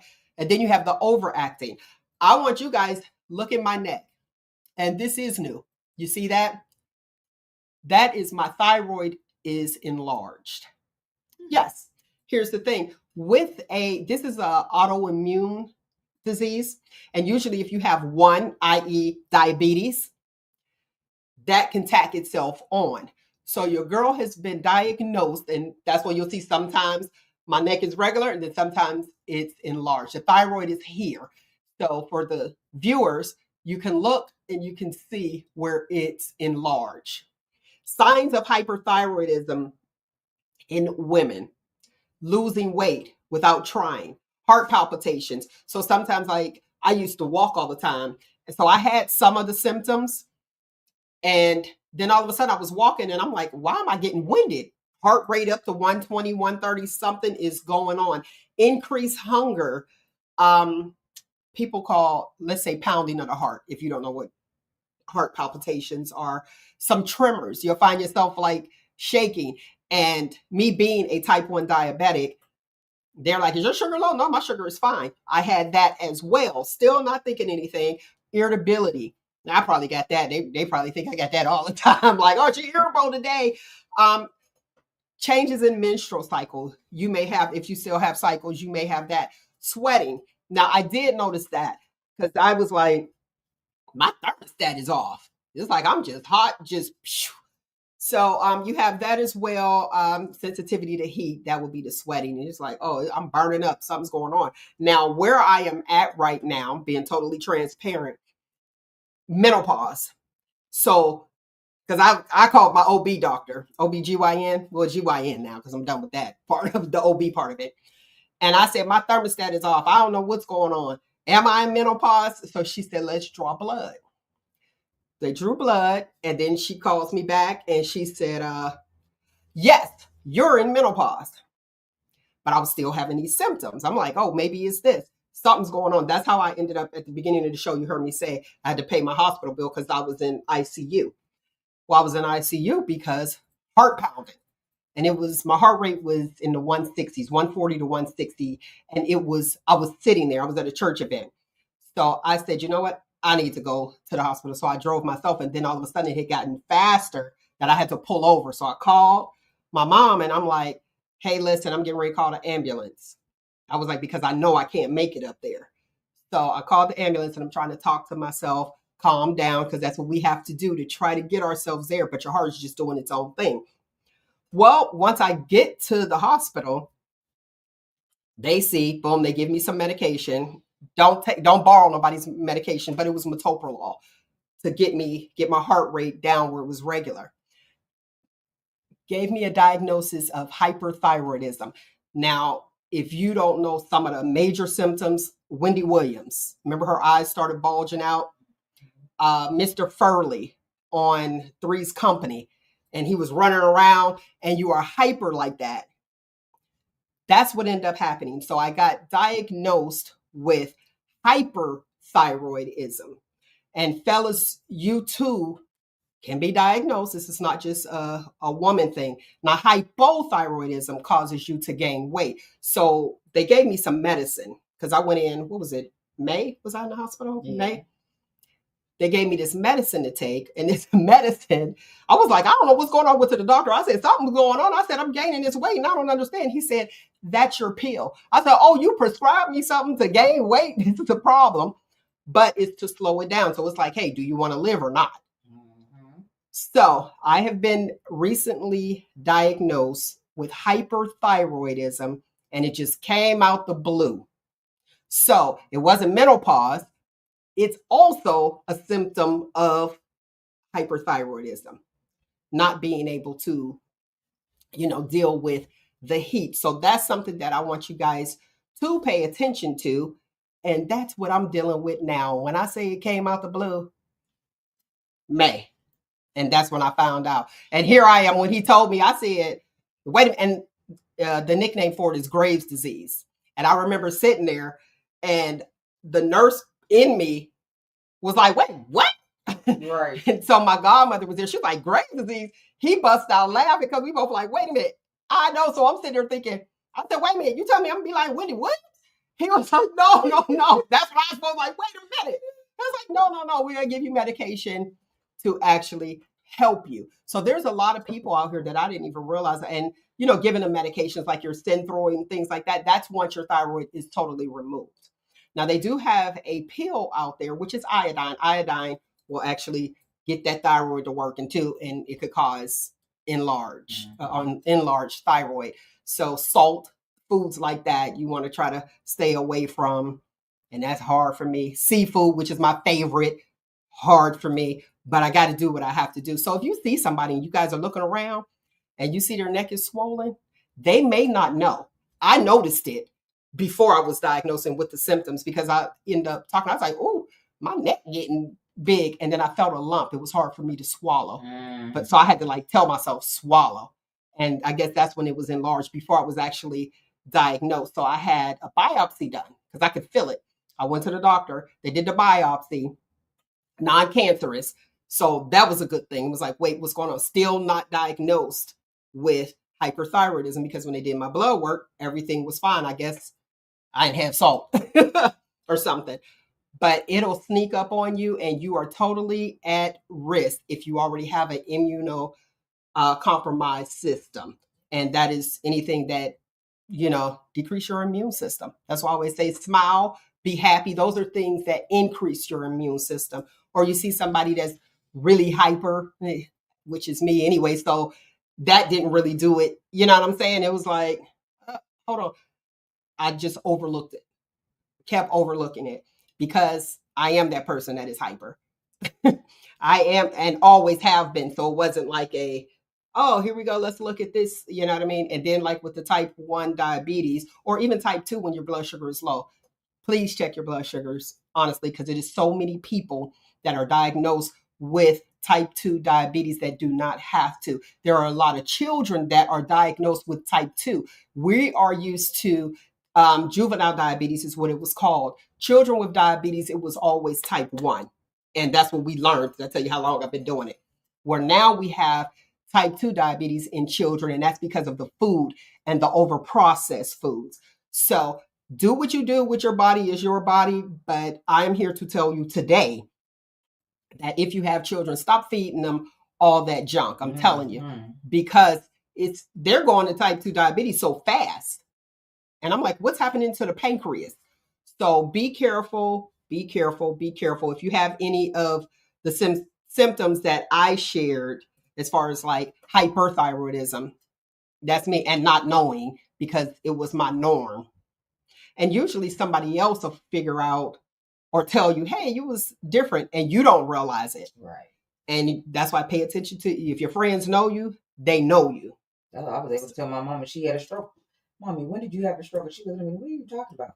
Mom, your whole right side of your face is drooped. When did you have a stroke? She didn't even know. And she was a nurse. Mel, I need you to point out the thyroid again. Now, where's the thyroid at? Right here. Okay, now point out where the Adam's apple is. I don't have one because I'm where the Adam's apple is supposed to be for the men. Point out.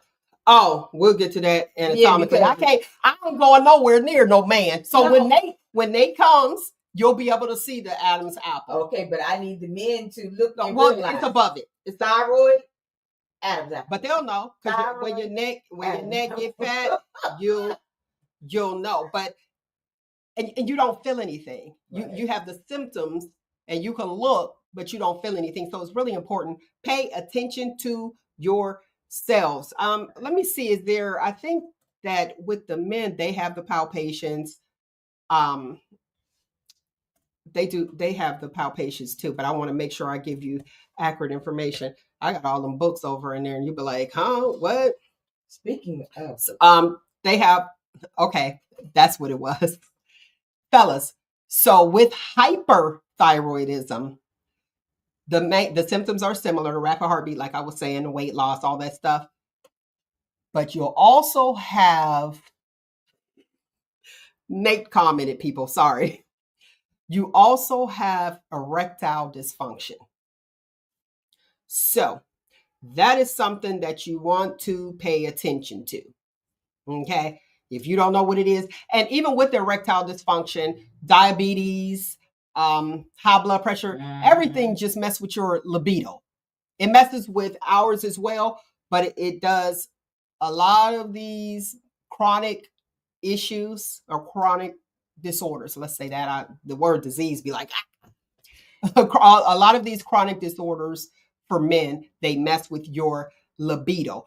And another thing, don't get upset with her and don't accuse her of cheating because you don't work. I was going to say, a lot of you men, if your noodle all of a sudden start getting limp, please go to the doctor. Don't be blaming it on nobody else. Go to the doctor. See, that's the thing. Men don't like to go to the doctor, especially when it's dealing with that issue there. Take your behinds to the doctor, please, because you could be preventing other health issues or stopping or checking, finding out early about certain things rather than late. Go to the doctor. That's all you got to do.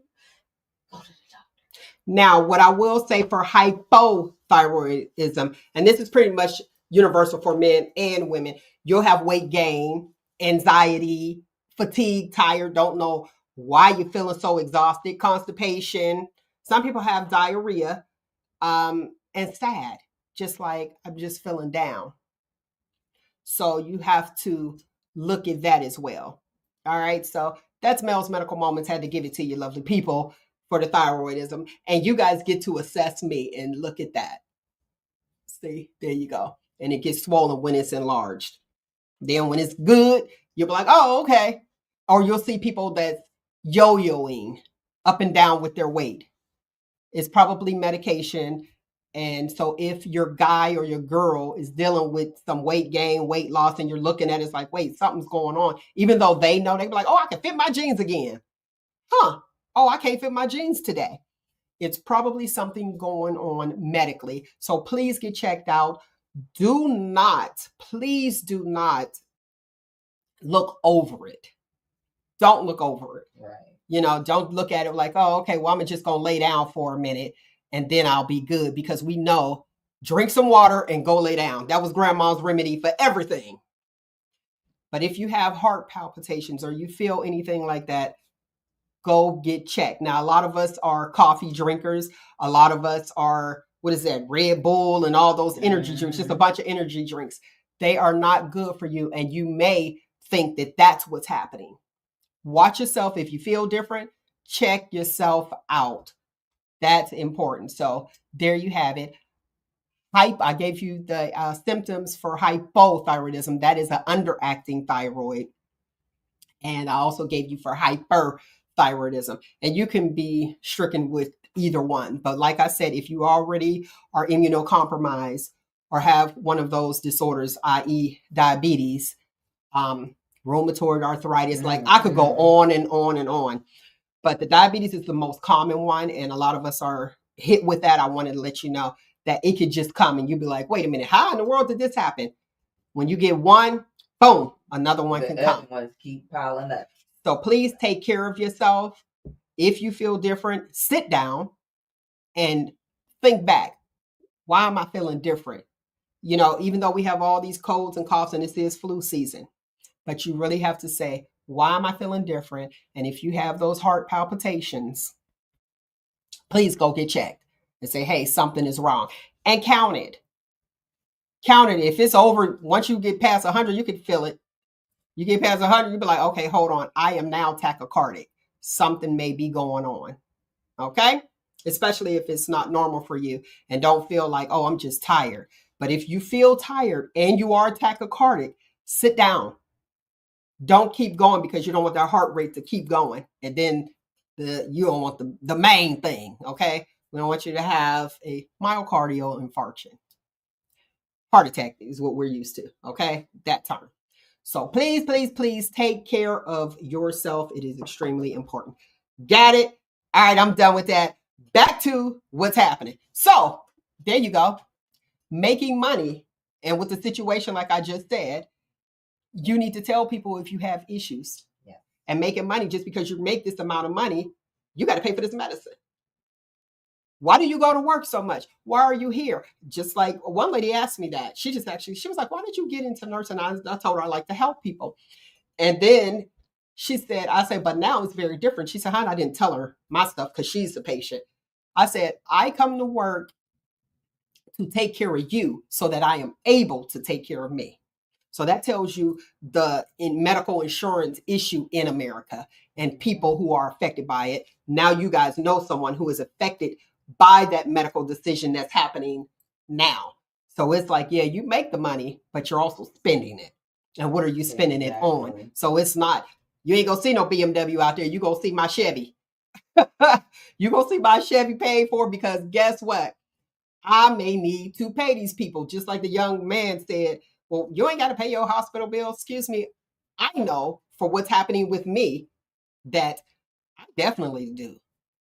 And even with like type 1 diabetics, the supplies, 2,200. Look, telling you right now, over 2,200. It's closer to, what was it, 2,279 just for your monthly medical supplies. Listen, And then they ask, why don't you have insurance? Well, certain jobs, you could pay your insurance and pay it. And they only, after you realize you go to the pharmacy to get your medicine, it's only $20 taken off, but you done paid what, $800 a month already. So it depends on the type of job that you have. And you can't get free medical because you make too much, but you're not winning because you're right there in the middle and they're trying to cut out the middle class. So when I look at people, even with life insurance, have you seen where people, they're trying to do spaghetti dinners or they do a GoFundMe and you look at the person like, why are they doing a GoFundMe? They have blah, blah, blah. Now in America, for people who are not dealing with anything or don't have any type of chronic condition, they don't understand. Insurance is now, because everybody was cashing in, insurance is now, they won't even cover you for the basics. So if you are someone who have high blood pressure, diabetes, and usually they go hand in hand and they try to say it's us, but it's across the board because of our eating habits or whatever it may be, they won't cover you. You are not able to get coverage because they're tired of putting out money. They're like, oh, wait, no, we ain't trying to issue this money out. That's what insurances are for. That's what they are for. But we know that it is for profit. So they're trying to make money. So you could get money off of somebody because you're paying monthly. But if they have to spend out and pay out, they're like, wait a minute, this person is in the hospital. What's happening? So we see that issue.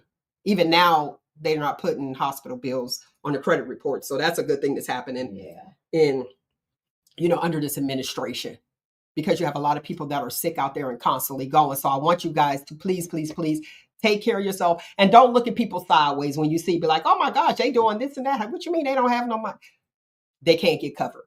So if you see somebody older and you be like, oh, they don't have no insurance, they are refusing to cover. And then there are insurances that you have and they'll only carry you for like maybe 3 years. Mm-hmm. And then you have to get, we need to do a review to see if they'll carry you. So the best thing to do, honestly, people, if they won't carry you, set some money aside, especially if you're making money. Set some aside so that you don't have to be on here.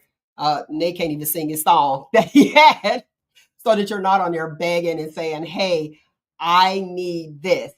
I need that. Our family is going through blah, blah, blah, blah. Don't judge those people, because I'm going to tell you one thing. They don't even want to do it. They don't want to put a GoFundMe. Hey, I need help to tell these people I need assistance taking care of A, B, C, and D. But when they don't, and that's what's happening, they are not carrying you. A lot of health insurances at jobs, they aren't taking you because they figure, oh, okay, well, what do you have going on? Boom. Right. And if you have so many, and I want to say it's 3, if you have 3, that's when they're like, hold on. So be careful. And if you get life insurance and hold it, make sure you ask your agent, hey, how long is this going to last? Is this forever? Those are the questions that you need to ask before you go on and do it. And they're like, okay, well, this is how much I need, just enough to bury me. But it is easier if you are able, set money aside, wherever in your shoebox, under your mattress, whatever you do, set some aside, or you can get an attorney and just pay the attorney and hope they don't go out of business. Let me tell you that part too. So I had to tell you guys that. Thank you so much. Mel's Medical Moments went a little bit longer, but I appreciate you guys. And like I said, you can assess. So you see my neck. If you see somebody else's neck that's enlarged and it looks weird, just go ask them. You know what I mean? Just be like, hey, do you have a thyroid issue? Because they may not know. And then when they go to the doctor, they'll see. I have seen somebody who was yellow. I saw yellow. Nobody else saw yellow. And I went up to the guy and asked him. I walked up to him. Didn't know him. Total stranger. I said, go to the doctor and get blood work. And he was like, huh, why? I said, you just go to the doctor and get blood work. I seen him again. And when I seen him again, because we would be passing, he didn't even notice it. And he looked the same to him, but I saw the yellow cast. And I'm glad he went. And I can tell you, because I didn't say the name, he ended up having hepatitis. But those are things that other people looking at you can see that you may be used to seeing yourself. So you're like, oh, and you don't see it until it's like really, really late. Now I'm gonna give you something else to look at. Look, I'm turning y'all into nurses. Why don't y'all go to medical school? We sure are nurses. Oh wait, they canceling the nurses, right? It's not a profession. Yeah. But let me say this. They're saying it's not a profession because when it's not considered a, air quotes for the listening audience, professional profession or degree profession, the student loans won't go over 100,000. So my nurse practitioners that's out there, you will be winning and making big bucks. Big bucks, I'm telling you, because they're not allowing, nurses, they're not giving that much money. I'm not gonna say they're not allowing. You could pay out of pocket and say, okay, yeah, I'm paying out of pocket to go ahead and get my degree, but they're capping off at 100,000. So it's like, I don't even know how much it'll be for the BSN. I don't know how much the loan is, but your BSNs, you do it. The associate degree people, you want to get your BSN and try to pay some or try to get some scholarships if you're able to get some scholarships. So that's what I had to say. Thank you. Look. And also, like this eye, you can see like a bag. That's called the thyroid eye. I know I wasn't that tired, but that's called a thyroid eye. So you can see somebody that have that, you be like, oh, okay, they're getting older, they sleepy, maybe they just woke up, have a cold, and everything is inflamed.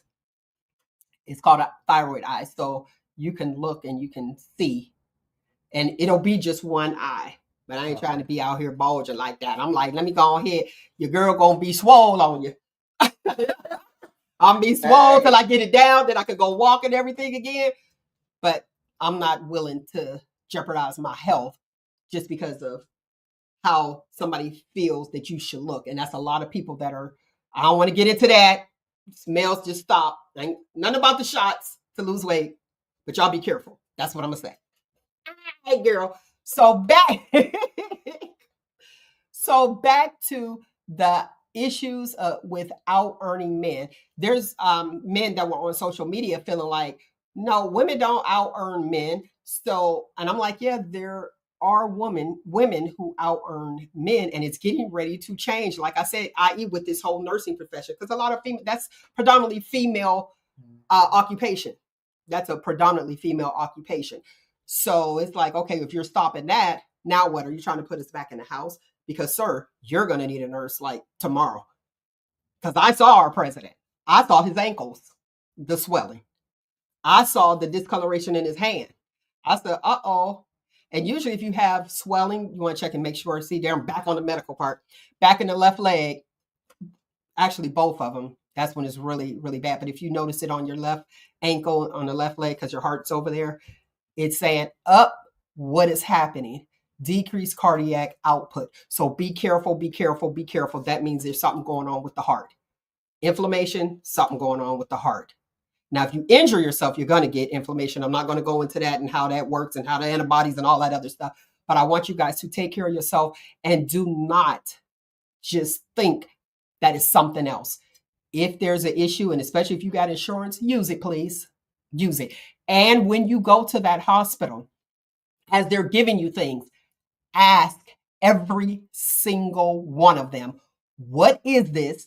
And we have this. We have a phone that we can Google, and you look up that medication and see what it is and what it'll do for you. Right. A lot of people go and they're like, oh, I'm in pain. Here's the thing with the automatics. And I'm just going to say this. With the automatic cuff that they use in the hospital, say somebody gets your blood pressure at like an hour ago, and then they give you pain medication, which will suppress your respirations, breathing. So let's even say your respirations is probably at like a 12, but if you're in pain, it's probably higher. We have to do it right before you get the medication, because giving somebody medication and you took their vitals, like a blood pressure pill, you took their vitals an hour ago, it may not be as high. And then they give you the medication and now you plummet because your blood pressure has gone down. Or with pain medication. Your Respers were 12, 14, and now we're getting ready to give it to you. Now, okay, your Respers was 12, 14 an hour ago. Now your Respers are 8 to 10. So now we're going to suppress your respirations and get more. And then you check out and you don't know what happened. So please, when you go, ask every question. We are mandated to tell you what everything is and what it is for. Patient education is key, and you need to know you. Okay? All right, lovely people. I guess that's my footnote. Find you, embrace you. Most importantly, always, always love you. Because I do. Like, share, comment, all that other stuff on there. I didn't mean to go that direction with Mel's Medical Moments or take that long. But I just got to tell you, I love my people and I want you guys to take care of yourself. All right? It's all edutainment. Nyk, you got some last words? No, I don't. Not today. Not today? No. You're going to check yourself out. Check it out. Check it out. Check it out. All right, lovely people. Have a great day on purpose. I already told you what it is. I thoroughly enjoyed you as I do it every single Saturday. I truly do. And I'm going to get back to the Be Inspired. Okay? Again, find you, embrace you. Most importantly, always, always love you. Until next week, people, you know what it is. 1, 2, 3. Shop Talk. In the studio, you know we right. Yes. We exactly. know we right. We right. Share this information. And if you do have any medical questions, I'm going to be honest with you. I am not that person. But if you have the issue, call me. I got you. And if I don't have you, I'm going to tell you to go on to the hospital. You hear the 12 o'clock siren, it's that time. I'm going to tell you to go get it checked. When in doubt, check yourself out. Peace. Or should I say, when in doubt, get yourself checked out. Because it's a different type. Look, I'm like, you don't want to check out. I don't want you to check out. But I said get checked out. That's it. So when in doubt. So we can be wearing you on the t-shirt. Right. That's whack. Yeah. Okay. So We don't want you on a t-shirt. We don't want you on no t-shirt. But again, when in doubt, get yourself checked out. Damn. Peace. Love and hair grease.